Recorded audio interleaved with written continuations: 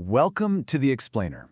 Today, we're diving into something really practical, a set of tools for navigating modern life, all drawn from the incredible wisdom of Master Hsing Yun. Now, this isn't about escaping the world, not at all. It's about finding a much better way to live right in the middle of it. So let's get started.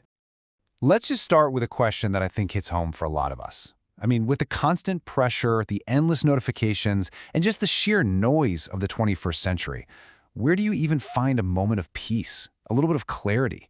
It really does feel like we're all just constantly running on empty. And that's where this powerful metaphor from Master Hsing Yun comes in. He saw spiritual practice not as some retreat from your real life, but as a place to refuel, like a gas station. It's where you go to find what you need to get back out on the road. It's a resource, a place to recharge and restock those inner reserves we all need. So what's actually in this toolkit? Well, our first set of practices are all about finding pathways to inner calm. These are techniques specifically designed to help us quiet the mind, even when everything around us is chaotic. Okay, so the first tool is chanting. You've probably heard of this. It's a practice you can find in countless traditions, and for a really good reason. It uses the power of sound and repetition to give your mind an anchor, gently guiding it away from all those distractions and toward a state of real, focused tranquility. Now, here's what's so fascinating. Master Hsing Yun taught that there's no single right way to do this. Instead, he laid out this whole spectrum of approaches, right? So you can match it to your state of mind. If you're feeling happy, chant joyfully, like you're singing a song. If you're feeling down, let it be a heartfelt plea. It's this dynamic practice that actually meets you exactly where you are. Next up, we have meditation, or Chan. This is often seen as a more direct way to find that quiet center we all have inside us, and it's not about stopping your thoughts. That's a huge misconception. It's about learning to just observe them without getting swept away. And in that space you create, that's where real insight can finally bubble up. And this is where Master Hsing Yun's approach really shines. He called it Humanistic Life Chant.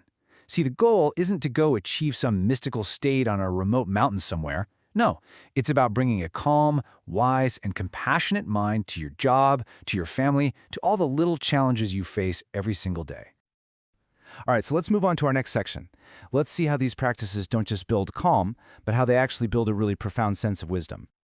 There's this classic saying that points us directly to our next tool, engaging with sacred texts.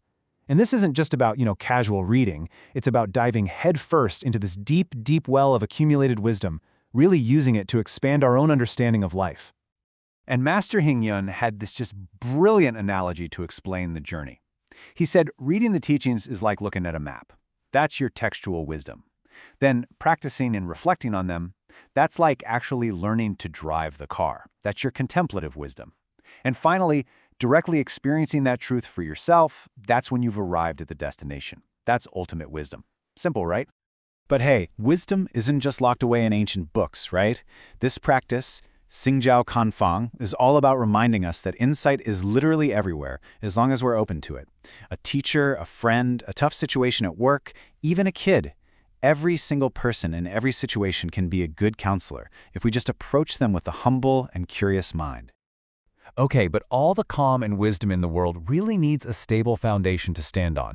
And this brings us to the practices of ethical living, which, believe me, might not be what you think it is. Let's just be honest for a second. For a lot of us, the word rules or precepts, it just sounds restrictive, right? It sounds like a cage.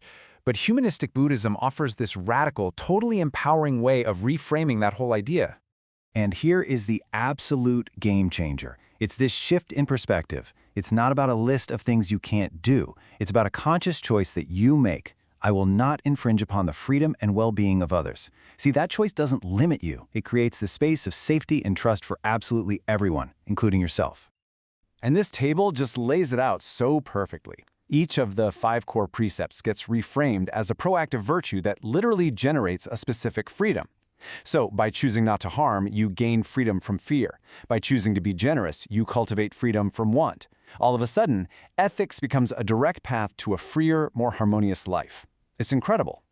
And ultimately, this isn't just about self-improvement. It's about empowerment. The whole goal is to transform ourselves from someone who always needs help into someone who can be the source of help, the source of compassion and safety for other people. So, all of this personal practice is incredibly powerful, but it doesn't happen in a vacuum. It gets amplified like 100 times over when it's shared. So let's move to our final pathway and see how this all builds, the celebration of community. Now, one of the things Master Hsing Yun was really known for was bringing together two of the great traditions in Buddhism. On one hand, you've got Chan, that quiet internal practice of meditation, and on the other, you have Jingtu, or Pure Land, the active vocal practice of chanting. He didn't see these as being in conflict at all. Instead, he taught that they're perfectly complementary, like the two wings of a bird. One wing gives you stillness and depth, the other gives you energy and connection. You absolutely need both to truly take flight in your practice. And even big group activities, like a pilgrimage, are just layered with this inner meaning. That physical act of walking from the bottom of a mountain to the top. Well, it's actually mirroring our own spiritual journey, moving from the mundane to the sacred, from being self-centered to connecting with a whole community. This sense of community is even woven into the calendar through these festivals, each one reinforcing a core pillar of the path. You've got celebrations for our own potential to become enlightened, for the wisdom that guides us, and for the community that walks right alongside us, supporting us on the journey. And this really brings us to the big, unifying idea behind this entire toolkit. The principle is this: learn broadly, be open to wisdom from all kinds of sources, but focus your actual practice in a way that brings together both the stillness of your mind and the compassion of your heart. So as we wrap up this explainer, the real question isn't about trying to adopt every single one of these tools all at once. It's about looking at this toolkit and just asking yourself, which one of these paths, calm, wisdom, ethics, or community, which one feels like the right place to start right now to refuel your own journey through life?